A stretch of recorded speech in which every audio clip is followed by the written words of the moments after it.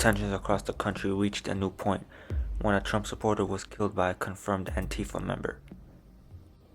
On August 29, 2020, during the BLM riots and protests in Portland, far-left Michael Rhino stalked and killed Aaron Danielson. Portland is a significant location for riots and unrest. In late August of 2020, Trump supporters set up a caravan event driving through the streets of downtown Portland. They were met with far-left counter-protesters. There were at least 600 cars with Trump supporters in. According to a police affidavit, which requested surveillance camera footage, late at night around 8:45 p.m., Aaron Danielson and a friend of his were walking down near the intersection of Southwest 3rd Avenue and Alder Street when the killer, Rhino, was hiding in a nearby parking garage, waiting for the guys to pass. While hiding, Rhino was seen reaching towards his pocket, then approaching Aaron when he crossed the road.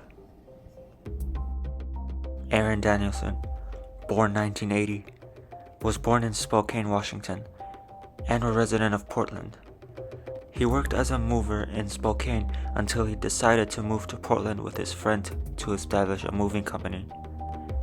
According to the Portland Tribune, Danielson spent much of his free time with a racially mixed group of people in his neighborhood, and black friends spoke up for him. Danielson was characterized by those who knew him as neither a radical nor a racist or fascist, although he could on occasion be politically provocative and was said to have a long-standing penchant for conspiracy theories. He was also a member of the right-wing group Patriot Prayer. Chandler Papas, a fellow Patriot Prayer supporter who was with Danielson on the night he was killed, reportedly told Danielson's parents that their son's involvement had been limited and begun more recently, around 9 months prior. Danielson was known within the group by the alias Jay, and he took part in the Trump 2020 Cruise rally wearing a Patriot Prayer hat. On that day, he had volunteered to provide security for the rally. Michael Rhino, born 1972, lived in Clackamas, Oregon, and had 2 kids. He was a self-described anti-fascist and Antifa supporter. He used to be into professional snowboarding, then became a construction contractor. A snowboarding friend said that Rhino had been known for daredevil snowboard stunts in his youth, but that he had been struggling in recent years and had gone through a difficult divorce. Rhino wrote that he was 100% Antifa all the way, unquote. In the same Instagram post, Rhino also wrote, quote, "We truly have an opportunity right now to fix everything, but it will be a fight like no other. It will be a war, and like all wars, there will be casualties," end quote. Rhino said he was prepared to fight, quote, "to change the course of humanity."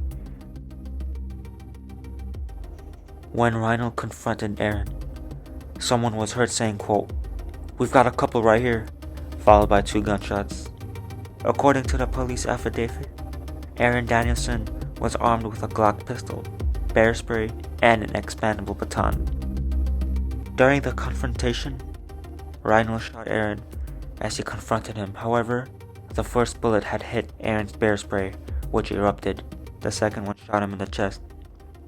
In an interview posted by Vice, Rhino claimed to have acted in self-defense because he said he saw Aaron stab someone with a knife. However, no knife was found on the scene or on the victim. In that interview, Rhino said that he didn't want to turn himself in because he thought cops were working with right-wingers and that he might get killed. He also claimed that his home was shot at and he himself was being hunted down. Only a few days later, Rhino was charged with second-degree murder and an unlawful use of a weapon. There were conflicting reports on how he was approached by agents from the FBI and the U.S. Marshals. He was located out of state in Lacey, Washington. According to a 7-month inquiry into Rhino's shooting, it was determined that Rhino fired at the law enforcement first and that he failed to comply with orders to surrender and was reaching for a gun in his possession. At least one witness reported having seen Rhino in a car outside an apartment complex when two unmarked SUVs met up with him.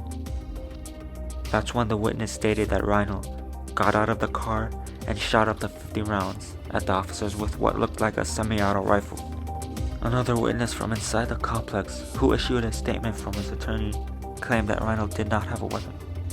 After further investigation, investigators from the New York Times reported that officers found a gun in Rhino's pocket when they searched his body. The murder of Aaron Danielson was added to the CSIS terrorist database and was listed as a far-left attack, which the news media like The Guardian claims that this is the first time a far-left attack happened in over 20 years. They state that actually white supremacists are the ones behind majority of terrorist attacks in 2020. Rhino was described as a violent agitator by Bill Barr, and President Trump said that he was a violent criminal, and the US Marshals killed him. He says, quote, "And I will tell you something, that's the way it has to be. There has to be retribution when you have crime like this," end quote. Those criticizing him compared it to extrajudicial killings. Trump had brought up this event again on October 15th of 2020, when he called out Portland police for waiting days without arresting Rhino, even though he had been quickly identified by users on Twitter at the time. We sent in the U.S. Marshals. Took 15 minutes, it was over. 15 minutes, it was over. We got him. They knew who he was, they didn't want to arrest him, and 15 minutes that ended. Journalist Andy Ngo recently brought up this event when he covered it in his book. After the recent attempted assassination of President Trump, Andy said that this was not the first time that Trump supporters were targeted and killed in acts of political violence. Andy says, quote, "As I wrote in detail in my book, in August 2020, during the height of the Portland BLM Antifa riots, Antifa members went around downtown hunting for Trump supporters. Michael Rhino found one, Aaron J. Danielson, and stalked him before shooting him dead. The gunman fled out of state and was killed in a shootout with police in Lacey, Washington, 5 days later." His manifesto revealed that he described himself as 100% Antifa. Antifa later celebrated a killing and vandalized a memorial to the murdered Trump supporter in downtown. Antifa have reported to call for their gunman to be avenged. He also revealed that the original coverage of this event was cruel.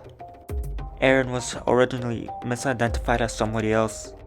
Right after that murder, it was falsely claimed that a black man was actually shot that day to incite a riot. However, after the victim was revealed to be a Trump supporter, Antifa had celebrated. In the end, this was a possible gang-stalking event. However, many years later for Portland, their far-left district attorney, Mike Schmidt, was voted out. This was the person who dropped people's charges and released many criminals from jail without bail for free, including many violent agitators similar to Rhino.